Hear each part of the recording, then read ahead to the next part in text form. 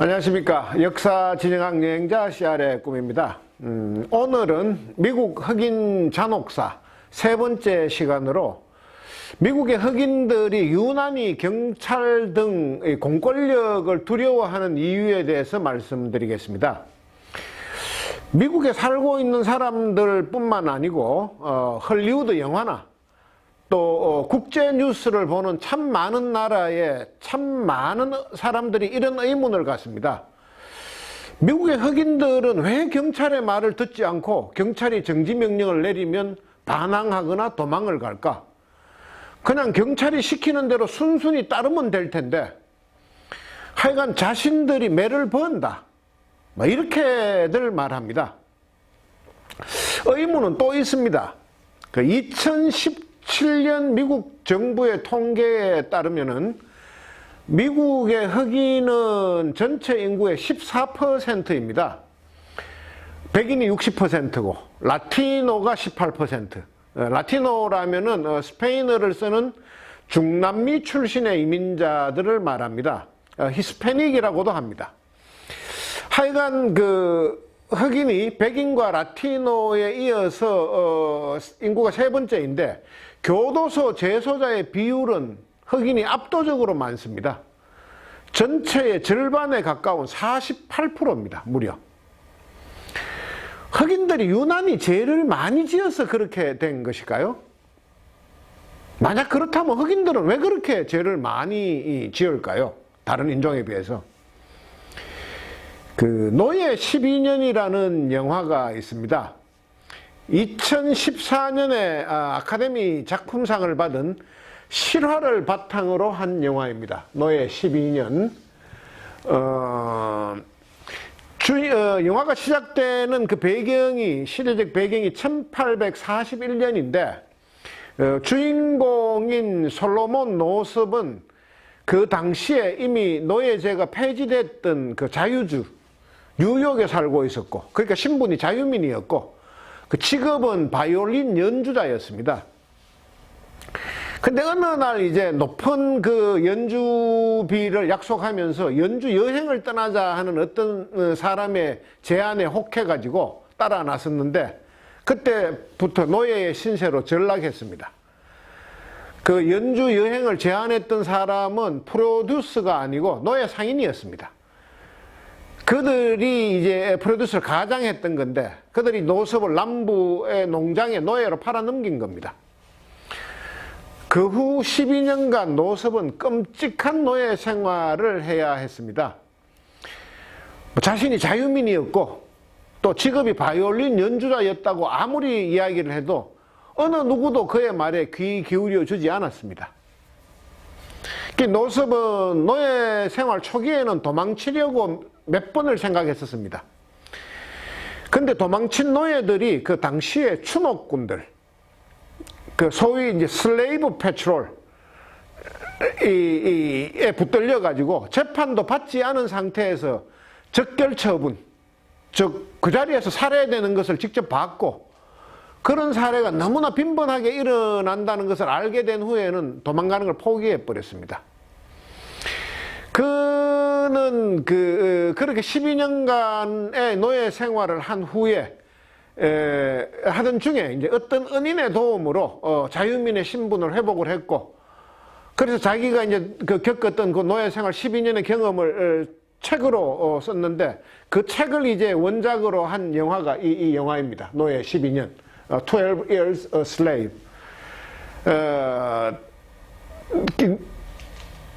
그가 어떻게 이제 노예를 지나는 동안에 어떤 생활을 겪었고, 또 어떻게 다시 자유민이 될 수 있었는지 등등은 영화를 통해서 직접 한번 확인하십시오. 근데 노예 제도가 있을 때 그때 흑인 노예들을 추적해서 잡아들였던 추노꾼들, 그 사람들을 이제 슬레이브 패트롤이라고 했는데, 우리말로 직역하면은 노예, 슬레이브, 패트롤, 순찰대, 노예 순찰단입니다. 근데 슬레이브 패트롤이라는 사람들은 백인 주민들이 자치적으로 운영했던 민간인 조직이었습니다. 그때만 해도 미국에는 아직 경찰이라는 제도가 없었습니다. 1841년 그때는 하여간 이 슬레이브 패트롤 그들은 이렇게 아주 가공할 만한 폭력을 행사했습니다. 도망 노예를 붙잡으면은 막 묻지도 않고 따지지도 않고 채찍질부터 가하는 것은 기본이었습니다. 아예 법적으로 막 이렇게 농장주, 노예 소유주한테 허락받지 않고 채찍을 30대까지는 때릴 수 있는 그게 이제 슬레이브 패트롤의 권한이었습니다. 그리고 조금만 불손한 태도를 보인다, 조금만 반항적인 태도를 보인다 하면 바로 나무에 목매달아 죽여버렸습니다. 근데 이제 노예 소유주였던 농장주들은 물론이고 보통의 백인들조차도 노예제가 폐지되고 난 이후에도 걸핏하면 흑인들을 죽였습니다. 그 소위 이제 린칭이라는 것이 이제 대표적인 예입니다. 그 린칭이라는 말은 이제 공권력이 아닌 집단적으로 행해지는 사적 폭력, 우리가 뭐 린치를 가한다 이런 걸 참 일상생활에서 흔히 듣고 그러는데 그걸 이제 린칭이라 그럽니다. 사전에 그렇게 정의되어 있습니다. 공권력이 아닌 집단적으로 행해지는 사적 폭력. 이게 이제 언제부터 생겼느냐? 그 미국 독립전쟁 때 영국을 지지하는 그 사람들에게 이제 반역자라면서 뭐 자기들이 그냥 마음대로 잡아와가지고 마음대로 폭력을 가하는 그런 조직을 만들었던 그 사람이 찰스 린치라는 사람입니다. 그 사람의 이름에서 이 린칭이라는 말이 나온 겁니다. 그러니까 린칭이라는 행위는 그 이전부터 쭉 백인 농장주들이 노예들한테 해왔는데 이름은 이제 그때부터 린칭이라는 이제 이름이 붙었던 겁니다. 하여간 린칭은 미국 역사에서 백인들이 흑인들에게 행했던 온갖 형태의 폐악질, 그 중에서도 가장 잔인한 짓이었습니다. 그 채찍이나 칼 등, 몽둥이 등으로 신체를 난도질하거나 절단하는 것은 아예 기본이고, 그 살아있는 흑인들에게 휘발유를 뿌려서 태우기도 했고, 화형도 시키고, 하여간 무지막지한 폭력을 가했습니다. 그래서 이제 어쨌든 그런 폭력이 끝나면은 그 흑인이 살아있거나, 숨이 붙어 있거나 죽었거나 그런 거에 관계없이 그 신체를 이 큰 나무나 아니면은 다리, 지나가는 무슨 다리 같은데 매달아 가지고 그 사람들이 가장 잘 볼 수 있는 자리에 말하자면은 매달아 뒀습니다. 그렇게 한 이유는 간단합니다. 흑인들의 저항 의지를 꺾기 위해서, 아예 그냥 기어오르지 못하게 그 압도적인 폭력하고 공포감에 주눅이 들어가지고 항상 고분고분하게 말을 더 잘 듣도록 만들기 위해서 그랬습니다. 근데 이 놀라운 폭력이, 린칭이 꼭 그 악명 높은 백인 우월주의자 조직인 KKK단 단원이나 쿠클럭스 클랜이라 그러죠. 그 KKK단 단원이나 혹은 슬레이브 패트롤을 했던 사람들, 그런 기질을 가진 사람들의 후예들에 의해서만 저질러진 것이 아니고 여느 백인들, 보통의 백인들도 예사롭게 그 린칭에 참여했다는 겁니다. 큰 린칭은 그 행사, 지역 축제처럼 열렸고, 그것을 주최하는 사람들은 아예 신문에 광고까지 냈습니다. 어떤 죄를 지은 어떤 놈들을 언제 어떤 형태로 린칭을 한다 하고, 그러면 이제 사방에서 남녀노소가 모여듭니다. 백인들이 구경하기 위해서. 그리고 이제 그 매달리거나 불타는 흑인 시체 앞에서 기념사진도 찍고 손가락질 하면서 이렇게 그 절단된 신체를 가져가기도 하고, 기념품으로 그 찍은 사진들로 엽서를 만들어 팔기도 하고, 그렇게 해서 죽은 흑인이 1889년에서 1922년 사이에 집계된 것, 그 기간 동안에 기록으로 남은 것만 해도 3,400명이 넘습니다. 한 해에 100명 이상을 그런 식으로 죽였다는 말입니다. 사인이 사적으로, 공인이 공적으로, 공권력에 의해서가 아니고 사적으로. 그 린칭은 1889년 이전에도 있었고, 훨씬 전부터, 그리고 1922년 이후에도 계속 되었습니다. 또 작은 시골에서 소리 소문 없이 집행된 것은 뭐 틀림없이 훨씬 더 많을 겁니다. 따라서 이제 실제 린칭 희생자는 집계된 것보다 훨씬 많을 가능성이 아주 높습니다.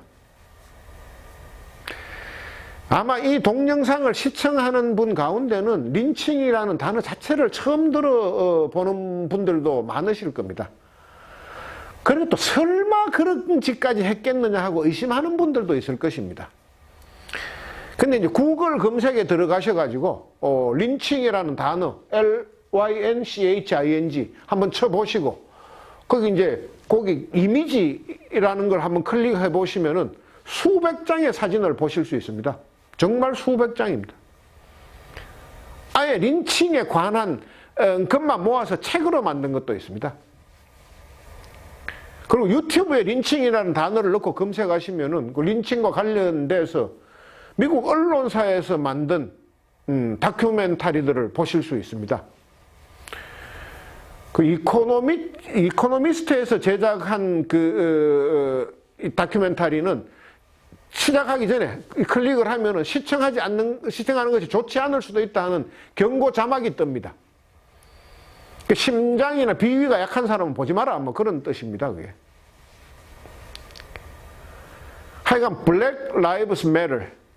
흑인의 목숨도 소중하고 흑인도 인간인데 뭐 이렇게 시도 때도 없이 폭력과 죽임을 당하다 보니까 참 기술도 없고 재산도 없지만은 살던 곳을 떠나는 흑인들이 점점 늘어났습니다. 죽지 않기 위해서. 특히 1914년부터 1950년까지 어림잡아 600만 명 이상의 흑인이 그 남부의 시골, 지금 뭐 썬벨트, 뭐 바이블 벨트 하는 그 지역을 떠나가지고 일자리가 많은 북부나 서부의 공업지대로 옮겨갔습니다. 그것을 역사에서는 Great Migration, 흑인 대이동이라고 부릅니다. 흑인 대이동. 특별히 왜 그때 많이 움직였느냐? 1차 대전으로 인해서 이 유럽계 이민자들이 일시적으로 미국에 들어오는 게 단절이 됐습니다. 사람 손은 필요한데 이민이 이제 안 들어온 겁니다. 그 전까지만 해도 계속해서 뭐 아일랜드, 이탈리아, 그리고 동부 유럽 등에서 계속 이민이 들어왔었는데, 그리고 세계대전이 일어나니까 이제 미국이 전 세계의 군수 공장 역할을 했는데 군수 산업이 급성장하면서 또 흑인들한테까지 일자리가 돌아온 겁니다. 젊은 백인 남자들은 참전한다고 많이 유럽으로 갔고, 그러니까 일자리가 많이 이제 수요가 말하자면 일손이 많이 필요했던 겁니다. 그래서 하여간 흑인들은 살기 위해서 도시로 이사를 했는데 백인들은 그들을 받아주지를 않았습니다. 특히 이제 가난한 백인 노동자들은 그 흑인들이 자신의 일자리를 빼앗는다면서 노골적으로 흑인들을 배척하고 핍박했었습니다. 그 흑인 대이동, Great Migration이 있기 전에도 흑인 대학살은 있었습니다. 1906년에 아틀란타에서 있었던 학살이 대표적인 예입니다.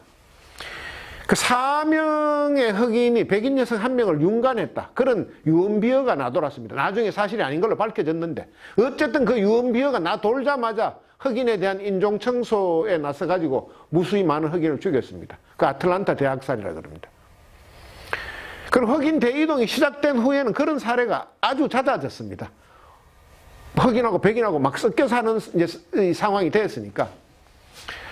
1917년에는 미주리의 이스트 세인트루이스에서 역시 이제 유언비어가 원인이 돼가지고 100명 이상의 흑인이 참살당했습니다. 그리고 이제 1919년에 그 붉은 여름 사태, 레드 썸머이라 그러는데, 그 붉은 여름에서 그 붓다는 의미는 피를 뜻합니다. 피를 너무 많이 흘려가지고 그 여름에는 그 잔인했던 그 1919년 그 여름을 그렇게 표현한 겁니다. 레드 썸머.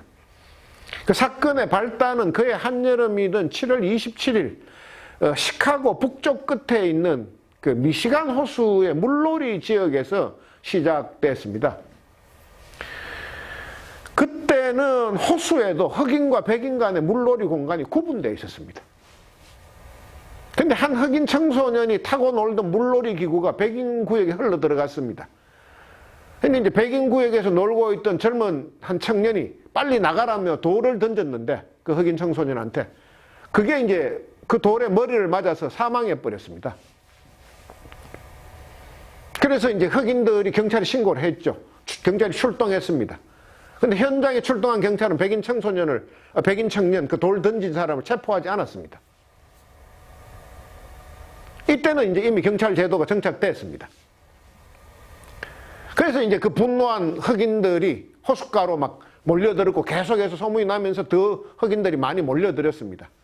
그러니까 흑인들이 많이 모이니까 경찰도 추가로 투입이 됐습니다. 근데 우연이었는지 일부러 그랬는지는 모르는데 한 흑인이 총을 한 발 발사를 했습니다. 그 총에 백인 경찰 한 명이 맞아 죽었습니다. 적사했습니다. 그때부터 이제 백인들은 미쳐 날뛰기 시작했습니다. 그 자동차를 타고 당시 시카고의 흑인 그 집단 거주 지역이던 사우스사이드를 돌아다니면서 아무데로나 총을 난사했습니다. 닥치는 대로 쏴버렸습니다. 흑인들이 보이면은. 아무 곳에나 불을 질렀습니다. 흑인들은 그 당시에 시카고 사우스사이드에 살던 흑인들 중에서는 1차 세계대전에 참전했던 경험이 있는 흑인들도 있었습니다. 그래서 그들이 나름대로 말하자면 우리 향토 예비군처럼 무장을 하고 백인에 맞섰습니다만은 공권력이 백인의 편이었기 때문에 백인들이 계속해서 몰려드는 걸 아무도 막질 않았기 때문에 처음부터 게임이 되지 않았습니다. 그 사태가 진정됐을 때 발표된 공식 피해는 흑인 23명 사망, 350명 부상, 가옥 1,000채 전소였었습니다. 근데 1차 세계대전 뭐 이런 이야기가 계속 나오고 흑인들이 참전했다는 이야기가 지금 계속 나오고 있는데 이 여담입니다만은 흑인들이 1차 대전, 2차 대전에 참전했던 미국의 흑인들은 정말 많이 놀랐습니다. 유럽에서는 인종차별이라는 게 없었습니다. 미국 군대 내에서는 굉장히 인종차별이 심한데 유럽 사회로 나가니까 아무도 흑인을 인종차별하지 않았던 겁니다. 흑인들이 인종차별을 당하지 않을 수 있구나 하는 것을 1차 대전, 2차 대전에 참전했던 흑인들은 처음으로 경험해 본 겁니다. 근데 유럽도 하여간 괜찮고 남미도 흑인들이 다 현지인들하고 섞여서 잘 사는데 유독 미국의 흑인들만 왜 이렇게 물에 기름 뜨듯이 왜 이렇게 학대를 받으면서 차별을 당하면서 사는지 이건 참 이해하기 어려운 부분이 많습니다. 다시 돌아와서 레드 썸머 그걸 하여간 그때 그 시카고에서 일어났던 그 사건을 발화점으로 해서 그해 여름 미국 전역은 인종 분규의 몸살을 앓았습니다. 워싱턴 DC, 뉴욕, 휴스턴, 찰스턴 미국 전역 30개 이상의 도시에서 인종폭동, 인종학살이 발생해가지고 수천 명이 죽고 수만 명이 부상을 당했습니다. 오죽했으면은 레드 썸머, 붉은 여름, 사실은 피해 여름 그렇게 이야기를 했겠습니까? 그리고 그해 그 붉은 여름 사태의 마지막 대미를 장식한 것은 아칸소주의 조그만 도시 일레인에서 이루어졌습니다. 그 면화 소작농이었던 일레인 지역 흑인 주민들이 그 동네 교회에 모여가지고 자신들 흑인 교회에 모여가지고 어떻게 하면 백인 중간 도매상을 거치지 않고 자신들이 생산한 면화를 직접 판매해가지고 수익을 좀 더 올릴 수 있을까?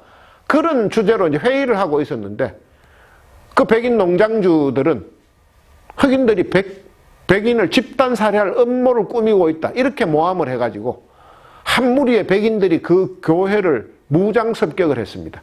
그래서 사건이 발생했는데 그 사건의 공식적인 피해 집계는 무려 100년 가까이 사건이 일어난 거는 1919년인데 2017년에 비로소 확정 발표됐습니다.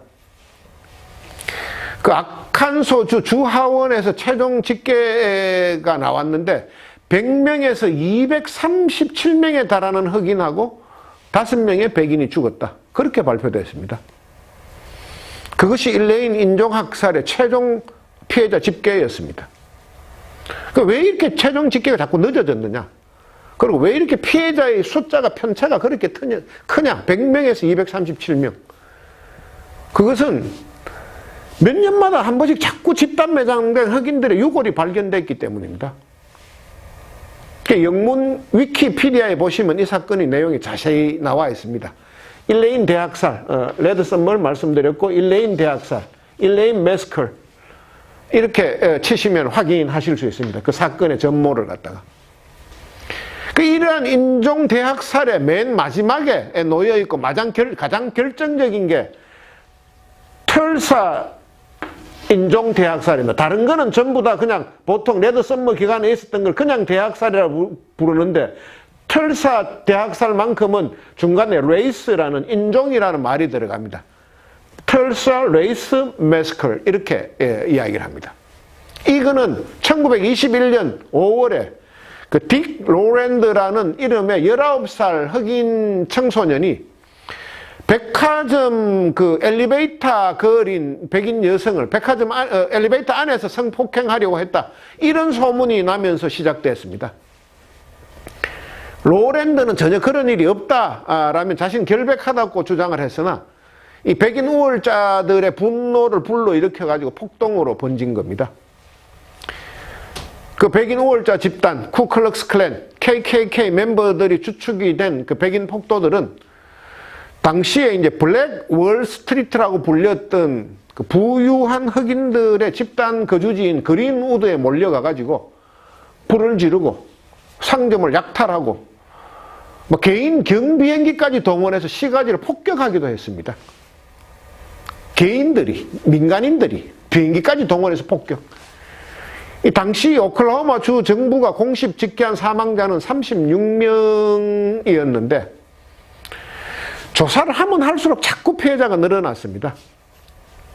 그러니까 사건이 난 80년 후인 2001년에 오클라호마 주 정부가 구성한 이 사건 진상조사위원회에서는 이 사건의 피해자가 100명에서 300명까지로 추산된다. 이렇게 이야기를 했습니다. 그렇게 이제 오클라호마 주 정부 진상조사위원회에서 무려 80년 후에 발표를 했는데 그 발표 난 다음부터 18년 후인 작년에 2019년 12월에 또다시 텔사에서 인종학살 사건 집단 희생자 무덤이 나왔습니다. 그 현장 발굴에 참여한 법의학자는 시신 규모를 최대 109 이렇게 발표했습니다.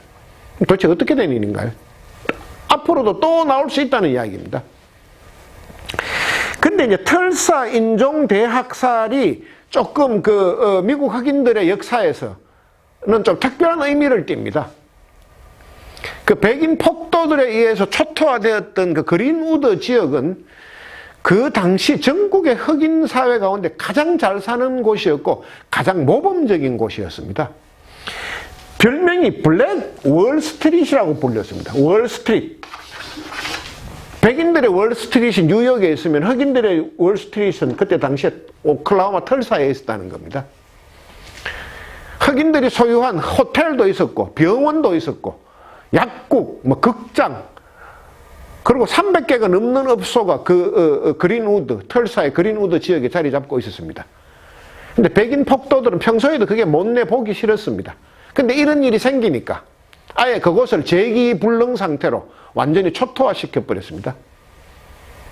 그리고 백인들의 그 생각은 대성공을 거뒀습니다. 그때 이후로 털사 인종 대학살 이후로 흑인들은 아직까지 그만한 타운을 일궈내지를 못했습니다. 희망의 끈을 완전히 놔버린 겁니다.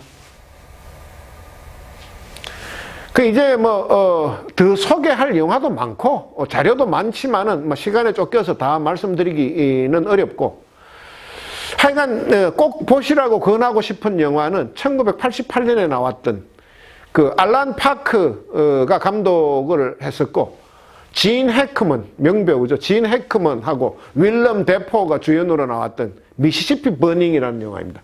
미시시피 버닝. 1964년에 미국 미시시피주 잭슨 카운티라는 곳에서 민권 운동가 3명이 살해됐던 사건을 다룬 실화 영화입니다. 이 사건을 수사하는 과정에서 흑인 주민들은 내막을 알고 있었지만은 아무도 말을 하지 못했습니다. 그 FBI 수사관들한테. 그 지역 주민이기도 한 바로 옆에 살고 있는 백인들인 그 KKK단에 대한 공포가 너무 심했습니다. 흑인들이 FBI 수사관하고 말 한마디만 나눠도 눈길만 좀 오래 마주치고 있어도 그 KKK단이 밤에 와서 그들을 폭행하고 집을 불태우고 총을 쏘고 막 그렇기 때문에 이 영화 역시 이제 스포일러를 방지하기 위해서 드는 내용을 말씀드리지 않겠습니다. 다만 이제 법은 하루아침에 바꿀 수 있지만 문화라는 것은 그렇게 쉽게 바뀌는 것이 아니다. 그래서 미국에서 노예 제도가 시작된 지 400년, 그리고 노예 제도가 폐지된 지가 150년이 지났어도 여전히 마음속으로는 흑인들을 노예 취급하고 있는 백인 우월자들이 적지 않습니다. 그리고 그들은 기회만 되면은 흑인들을 마구잡이로 린칭을 해도 문제가 없었던 그 좋았던 시절로 돌아가고 싶어 합니다. 공원에서 말하자면은 백인 여자를 만났는데 그 목줄을 채우지 않는 백인 여자한테 흑인이 목줄을 채우고 말만 해도 백인 여자는 경찰한테 전화를 하는 이런 세상. 이건 정말 곤란하죠. 이제 처음 이 강의 시작할 때 처음 제기했던 의문, 흑인들은 왜 경찰의 명령에 잘 따르지 않을까 하는 그 부분에 대해서 답을 드리겠습니다. 흑인들은 오래전부터 법 집행자에 대한 공포가 있습니다. 그것이 슬레이브 패트롤이든 경찰이든 간에 잡히면은 정당한 재판 절차도 없이 그들의 기분에 따라서 얻어맞고 목매달리고 하는 경우가 많았기 때문에 그 법 집행자들을 보면은 도망가라고 집에서부터 교육을 사실은 받았습니다. 어릴 때. 또 그것이 오랜 세월에 걸쳐 유전자에 새겨졌기 때문에 경찰만 마주치는 순간에 도망가라, 무조건 도망가라, 이게 뇌가 그렇게 명령한다는 겁니다. 흑인들은 경찰을 총과 몽둥이, 곤봉과 말하면 채찍 이런 식으로 해석을 한다는 겁니다.